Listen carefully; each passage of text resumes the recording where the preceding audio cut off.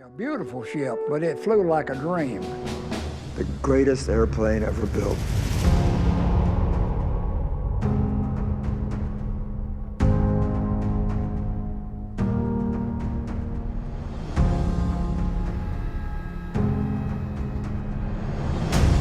On a clear day, the Germans could see us coming 50 miles out, and that wasn't too good because they were ready for us. All of a sudden, boom.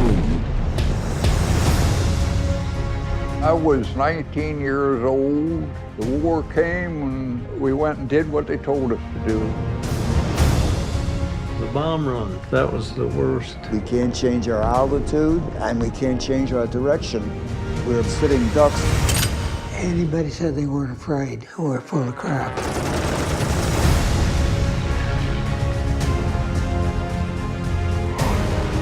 It was hard, but you had to do it, so we did it. Most crews stuck pretty well together. We knew what each man was capable of doing.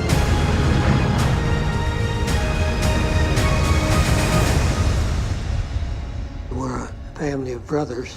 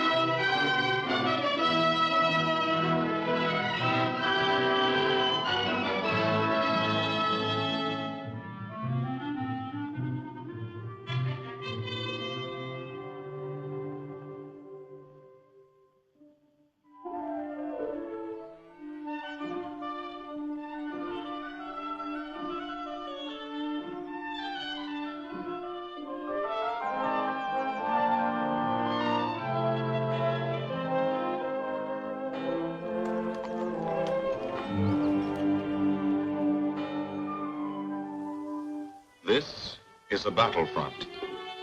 A battlefront like no other in the long history of mankind's wars. This is an air front.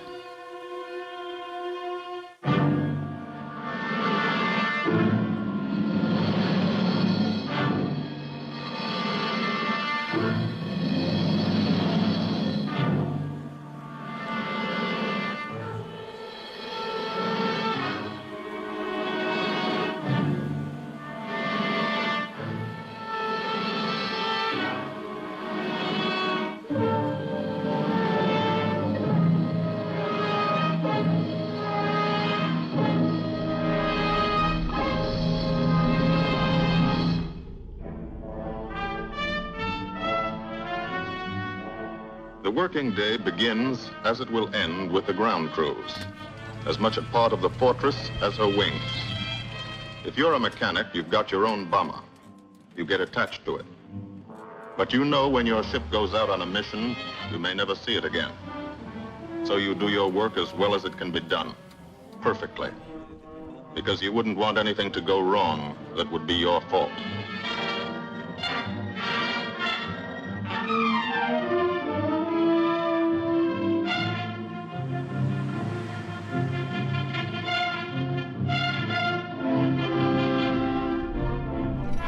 Today, the bombs will be taken from these bomb dumps somewhere in England and delivered to specific points in Wilhelmshaven, Germany.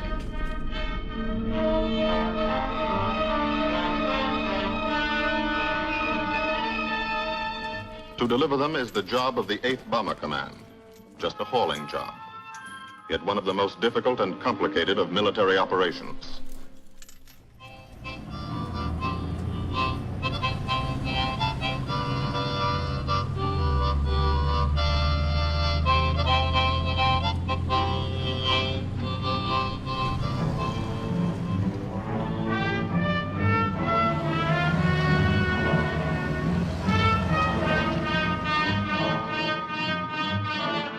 General-purpose demolition bombs. Impact velocity as high as 750 miles an hour. Pierce 5 inches of armor plate. Destroy a factory. Briefing at 0800. Pilots, bombardiers, and navigators take their places. The group commander, Colonel Stanley Ray, steps up to the target map, and for the first time, you learn where you're going. Sometimes your face turns white when you find out. Sometimes the feeling you won't come back tightens your insides. Not so long ago, you were sitting like this in a college or high school classroom, not listening too hard, perhaps even a little sleepy. But you listen here. And as you listen, you don't have time to think of yourself. Fear fades. You concentrate on the mission.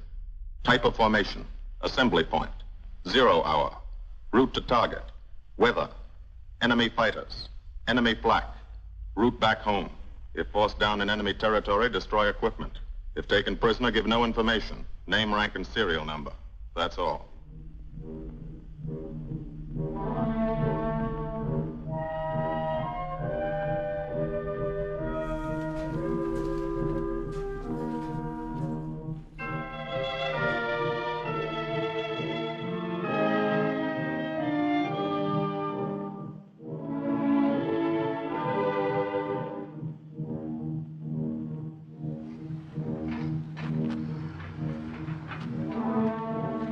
These are the passengers with one-way tickets.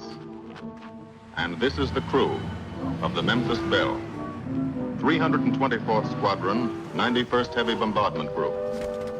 Just one plane and one crew in one squadron, in one group, of one wing, of one Air Force, out of 15 United States Army Air Forces. Well, fellas, we've never had an easy ride over there yet.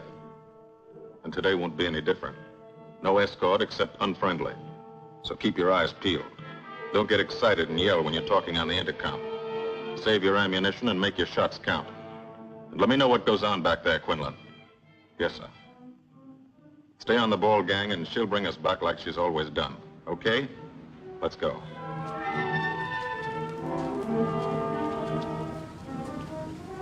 They have completed 24 missions In this, the toughest theater of air war, the big league of sky fighting, their experience is priceless. And so, if the Memphis Belle comes back this afternoon, they will be sent to bring the vital lessons they have learned to thousands of air crew men in training at home. Home is America.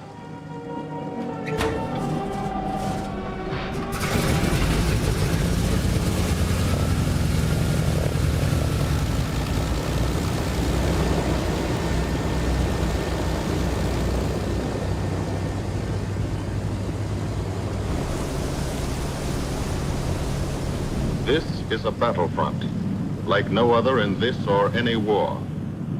No monster armies, no booming cannon. Only the roaring engine sound of the bombers pounding through the quiet English countryside. This is an air front.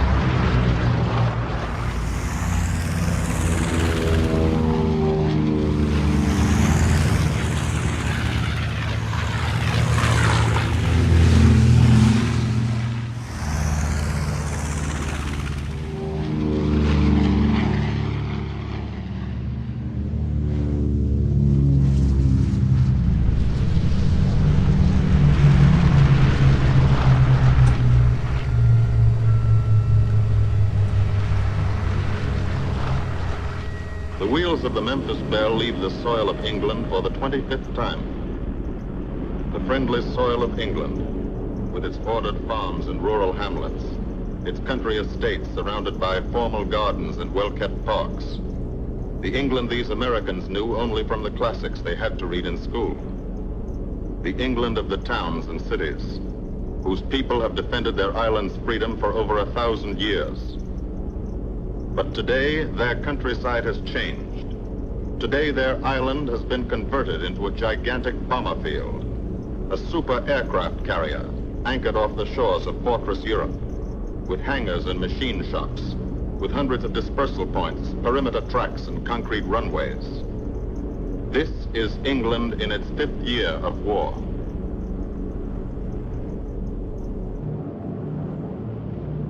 And this is the new battlefront, the air front, from which we seek out the enemy. Not his infantry or his artillery, not his panzer divisions, but the greater menace, the industrial heart of his nation, the foundation on which the Nazi Empire and its armies stand, the power behind the German lust for conquest. The steel mills and refineries, shipyards and submarine pens, factories and munitions plants, pinpoints on the map of Europe which mean rubber, guns, ball bearings, shells, engines, planes, tanks, targets. Targets to be destroyed. And these are the destroyers, each with a belly full of bombs, and 10 men like the crew of the Memphis Belle. Pilot Captain Robert Morgan, industrial engineer from Asheville, North Carolina. He's flown this ship across the Atlantic.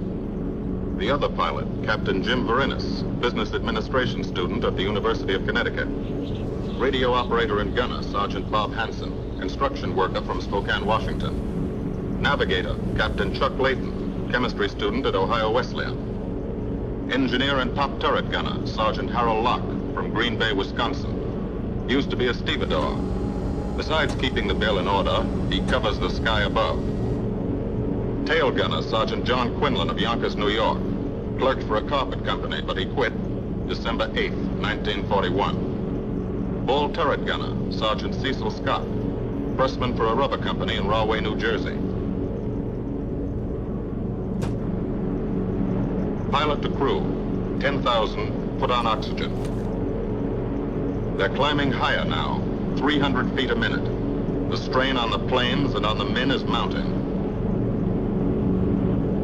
The rest of the crew, Bombardier Captain Vincent Evans, operated a fleet of trucks in Fort Worth, Texas. Waist gunners, on the right, Sergeant Bill Winchell, chemist for a paint company in Chicago. And on the left, Sergeant Tony Nastal, used to repair washing machines in Detroit when he was a kid. Now he's 19 and has 2 Nazi fighters, confirmed.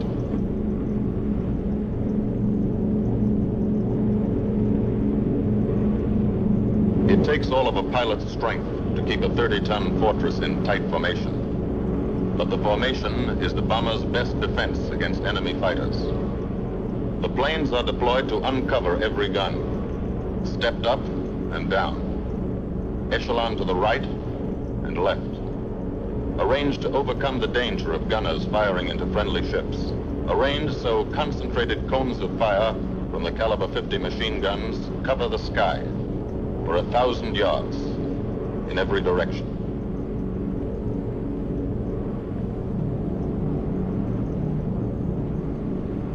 The friendly coast of England slips by below. It doesn't look like much now, but in a few hours when you come back, if you come back, this will be the most beautiful view in the world. Higher and higher, climbing to reach your best operational altitude, 25,000 feet. 5 miles straight up. So high you can't be seen from the ground with the naked eye. So high that after 1 minute without oxygen, you lose consciousness. After 20 minutes, you're dead.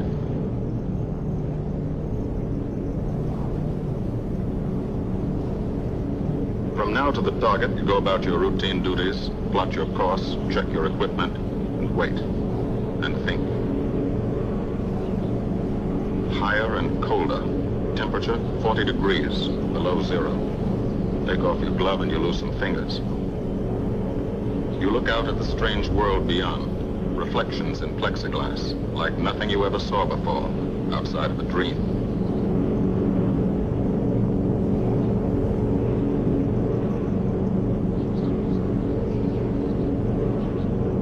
Higher and higher into the lifeless stratosphere, until the exhaust of the engines mixing with the cold, thin air condenses and streams the heavens with vapor trails.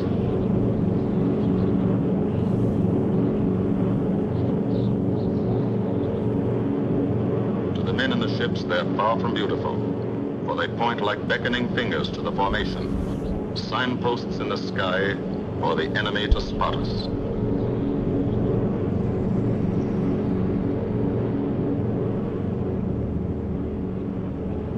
For these bombers to accomplish their mission, a plan is needed. Carefully worked out, timed to the minute. The job is to bomb Wilhelmshaven effectively and economically. The enemy is strong, skillful, determined to stop us. Here are his defenses. Airdromes, well dispersed. Each plane indicates a Stoffel or squadron of fighters. Heavy anti-aircraft, highly trained and accurate, all along the coast and defending his vital installations. Radar to warn him of our coming. Here is our plan to divide his defenses and weaken his opposition. At 13:30 hours, shortly after takeoff, 6 groups of planes will be heading toward the enemy coast from 6 directions. The Blue Force, 100 B-24 Liberator 4-engine bombers. The White Force, 300 B-17 Flying Fortresses. The Green Force, 300 B-17s with an escort of 6 squadrons of P-47 Thunderbolts. A force of B-26 Marauders, twin-engine medium bombers, with 6 squadrons of RAF Spitfires escorting, almost 1,000 planes and over 8,000 men in the air. The enemy alerts all his aerodromes. But which is our main force? What are our targets? Where should the Nazi controllers send their fighters? It's our job to make them guess, and guess wrong. A half hour later, at 1400 hours, the Blue Force will be heading east across the North Sea, with the White Force following. These enemy fighters are tied down, waiting to meet them, and will not be able to attack the Green Force. These fighters must come up to attack the Green Force, and thus will be no threat to the Blue and White Forces. The B-26s and Spitfires will bomb and strafe a key rail junction, diverting these 6 Stop-on and preventing the enemy from concentrating too many fighters on the Green Force, which is scheduled to bomb an aircraft factory at Hanover. At 1430 hours, the Blue Force will threaten this entire coastal area of northwestern Germany. Which target will it be? Flensburg? The Kiel Canal? Or will it turn suddenly and bomb Hamburg, Wegesack, or Emden? Actually, it carries no bombs at all. It's a decoy and keeps the fighters from the northern area busy while the White Force, the main effort, heads for the submarine pens of Wilhelmshaven. At 1500 hours, while the White Force is over its target, only a fraction of the available German fighter strength of the area can intercept it. Because of the Blue Force diversion and the simultaneous bombing of Hanover by the Green Force. This is the plan of battle for today, drawn up by the Combined Operations Planning Committee and approved by the Commanding General.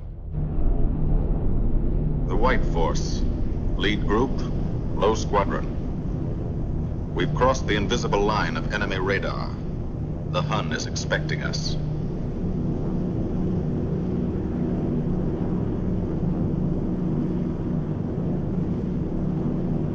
Steel helmets go on. Watchful eyes strain. Tight formations are held tighter still. Tense gunners more alert because here it comes. The enemy coast. From up here, it looks the same as any other. Houses, roads, green fields, factories, waterways. But they are the houses and fields of those who invade and oppress. They are the factories and roads of the people who twice in one generation have flooded the world with suffering. Suffering in such quantity as the history of the human race has never known. Brought torment and anguish into countless American homes. Gold stars and telegrams from the War Department.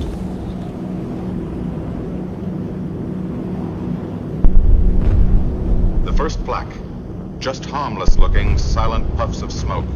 Only each puff is a shell exploding, throwing shrapnel around the sky. Exactly the range, accurate flak by radio prediction. 5 miles down, Nazi anti-aircraft batteries have calculated the altitude, speed, and course. Where will the next one hit? You try not to be there.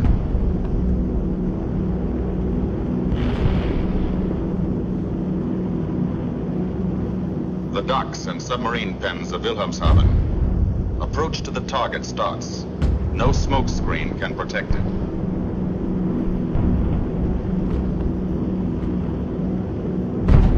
Now the enemy knows the path of your approach and walls that path with a flak barrage.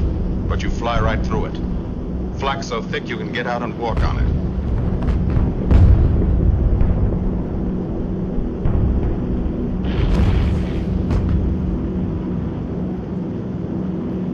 Morgan changes course every 15 seconds. Evasive action to confuse the flak batteries.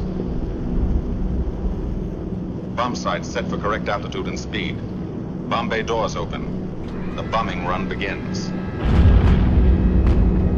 Pilot to bombardier. Okay, Vin, you've got it. Now Evans flies the Memphis Belle, controlling it through the bomb sight. And now we are most vulnerable. Committed to our bombing run, we can't dodge flak or fighters. Here's the first.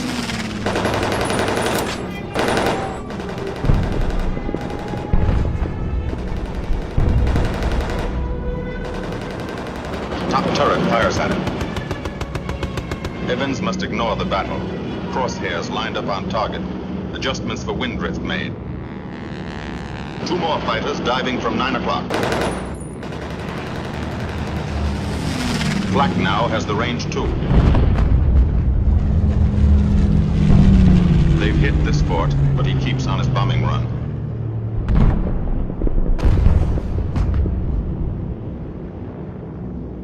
As lead bombardier, Evans's aim must be good. Every other ship in the group will drop its bombs when he drops his. Now one pointer on the bomb site moves toward another stationary pointer. The instant they touch, bombs will release.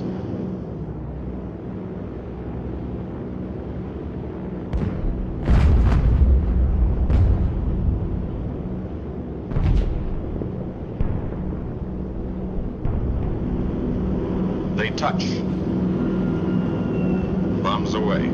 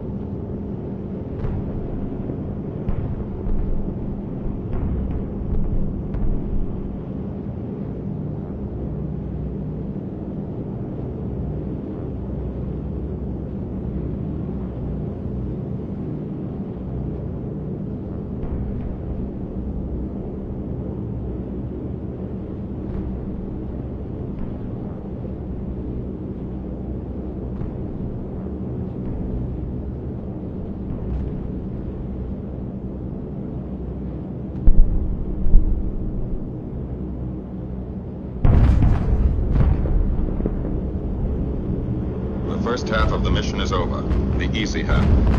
Now to get home.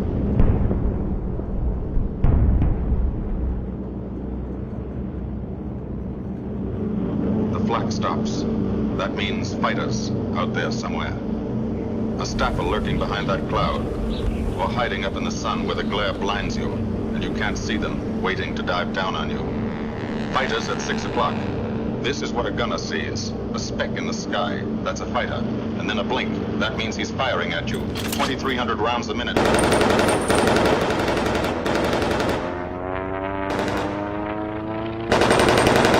In a running battle, one of the most important instruments is the interphone.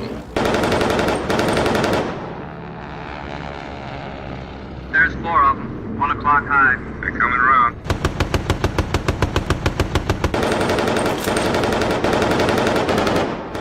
Two fighters, 6 o'clock up, coming in, diving at you.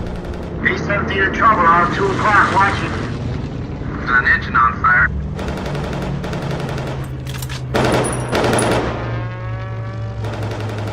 There's 2 more diving through the 94. 3 planes, 9 o'clock, coming around.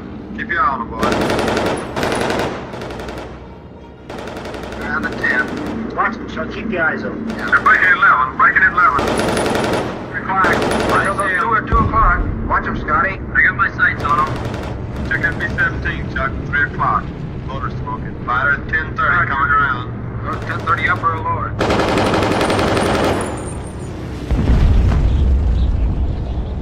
B-17 out of control at 3 o'clock.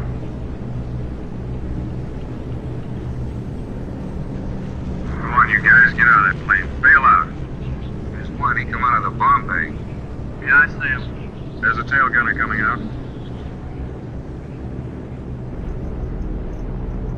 Watch out for fighter. See any parachutes, Quinlan? Flag at 9 o'clock. 8 men still in that B-17. Come on, the rest of you guys. Get out of there. Come on, bail out. 3 more shoots. Flag, 11 o'clock. B-109 at 3 o'clock. Come on, you son of a...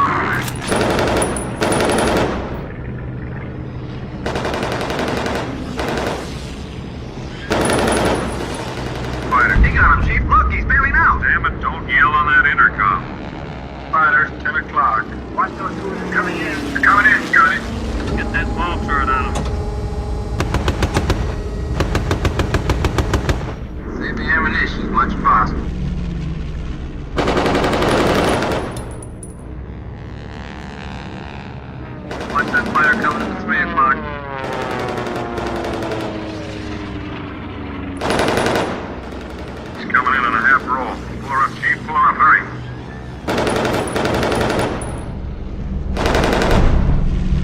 fortress is hurt.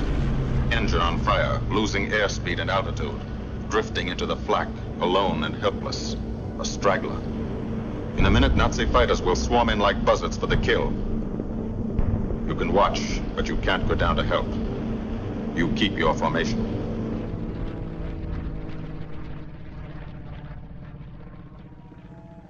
Here, too, the mission is being flown. None the less real for being in the minds and hearts of these men behind. Ask anybody who's been to a field in England, or anywhere else our bombers are based, and he'll tell you that there's drama here, too. Waiting to see who's coming back. To watch them, you might not realize how tense these ground crews are. But they are tense, and plenty worried. In Air Force talk, this waiting is known as sweating out the mission. These men know the flight plan. Their watches told them when the bombers were running into enemy flak, when they were over the target, when they left the enemy coast. And now their watches tell them the bombers should be nearing the field. Every ear strains for the first sound of the engines. And then somebody hears them. And somebody sees the first faint specks in the distant sky.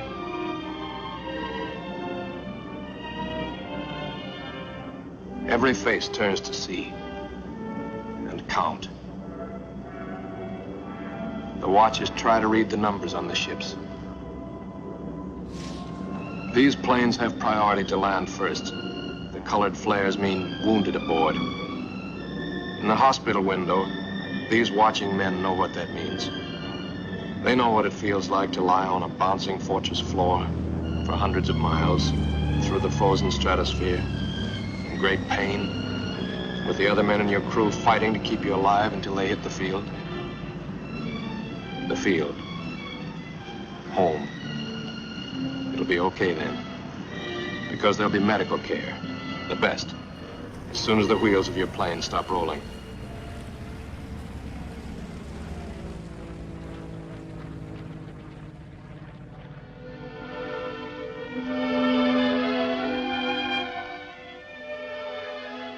Head wound.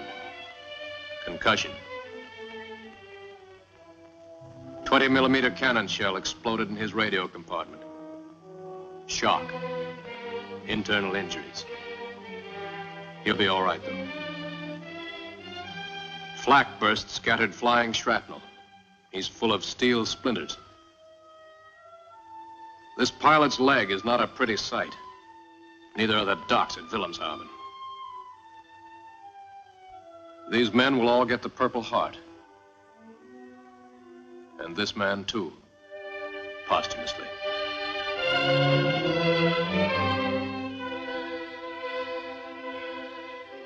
A transfusion right in the plane. This gunner's too weak to be moved.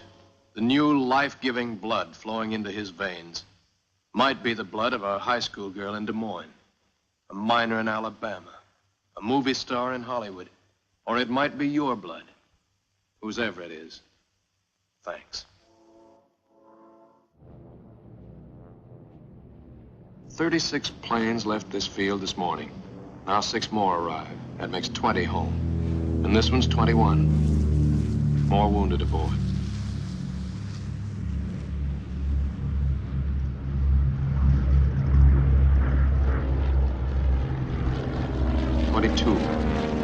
Coming in with his left inboard engine dead.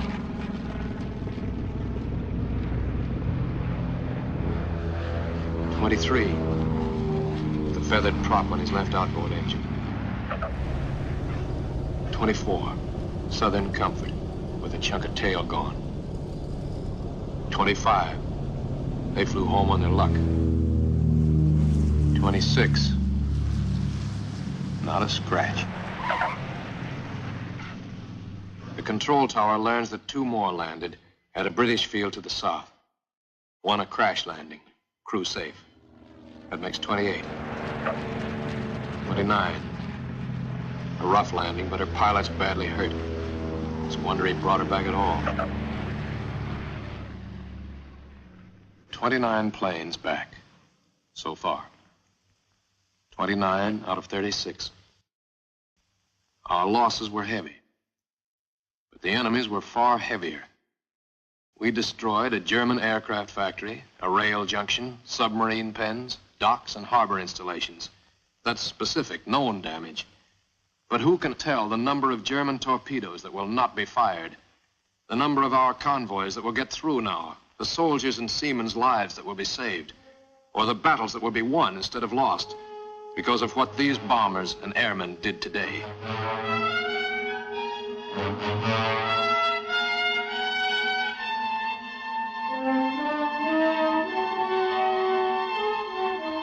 Pilot and tail gunner. I can laugh now. Fire on the inboard engine did this. Flames streaked back and burned the stabilizer, too. Another crew luck brought back.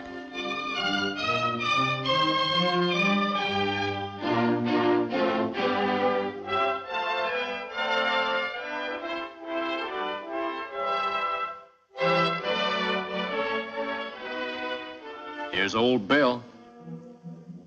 A pretty good airplane when it took off. Lost its nose, lost its navigator, bombardier wounded, top turret gunner and pilot hit. Hydraulic system shot out, no brakes, no flaps. But old Bill came back.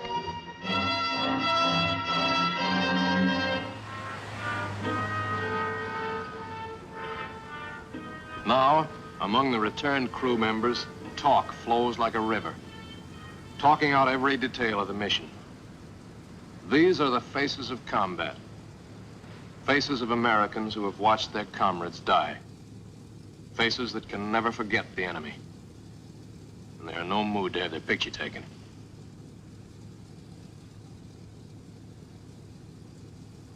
In the control tower, Colonel Ray, Group CO, is still watching and waiting. And then he spots the last flight. 3 more planes. And one of them is the ship everyone has been pulling for. The Memphis Belle. The last few miles of this trip have been a joyride. The strain is over. They can leave their guns now. Now they know they're going to go home. To Spokane, Green Bay, Asheville, Detroit, Chicago, Fort Worth, and Yonkers.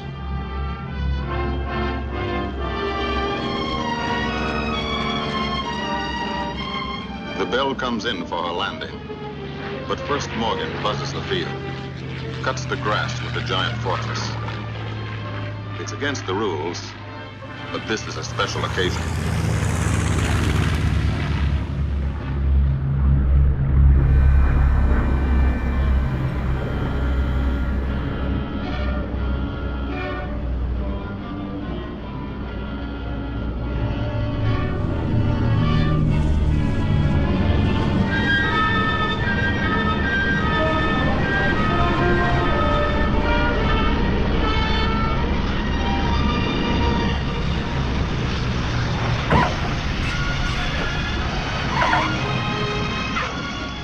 The Memphis Belle come back to the soil of England for the 25th time.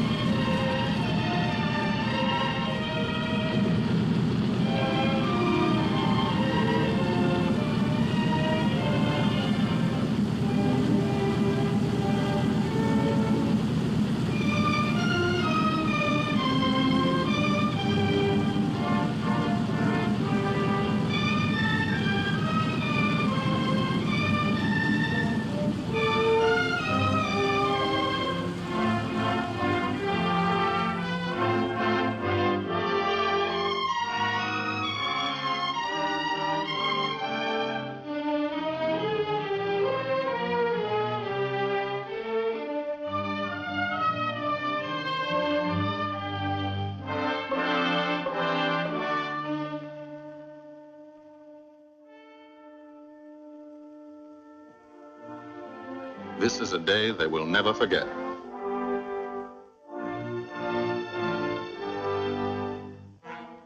Another great day soon after, Brigadier General Hansel visited the field and presented the Distinguished Flying Cross to every member of the crew.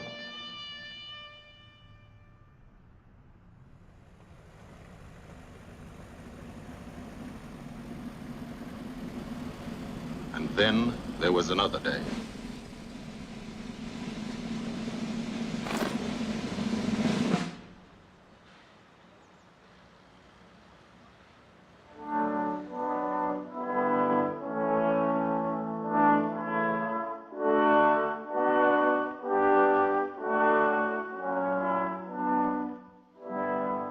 Their Majesties, the King and Queen of England.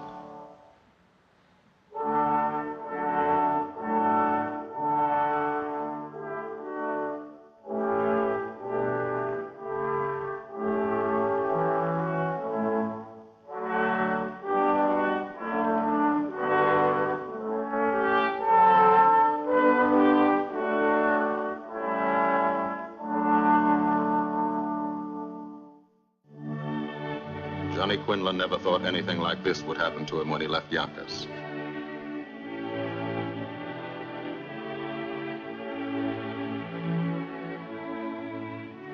The ground crew were a little self-conscious about being dressed in fatigues, but the Queen thought they were very nice.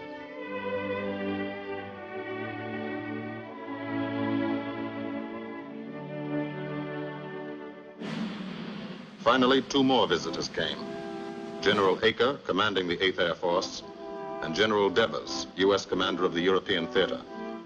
The Belle crew received them in flying clothes, as General Acre read the order for what he called their 26th and most important mission. Return to America to train new crews and to tell the people what we're doing here. To thank them for their help and support and tell them to keep it up so we can keep it up. So we can bomb the enemy again and again and again until he has had enough. And then we can all come home.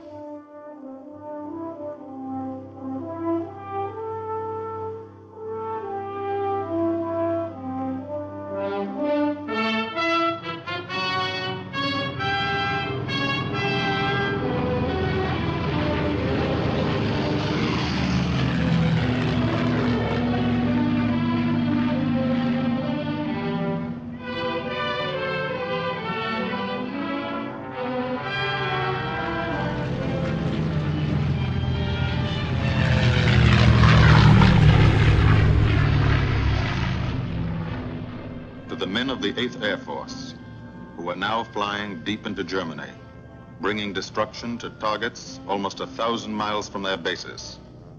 Destruction like this. And who have never once been turned back by the enemy. To those men, this film is gratefully dedicated.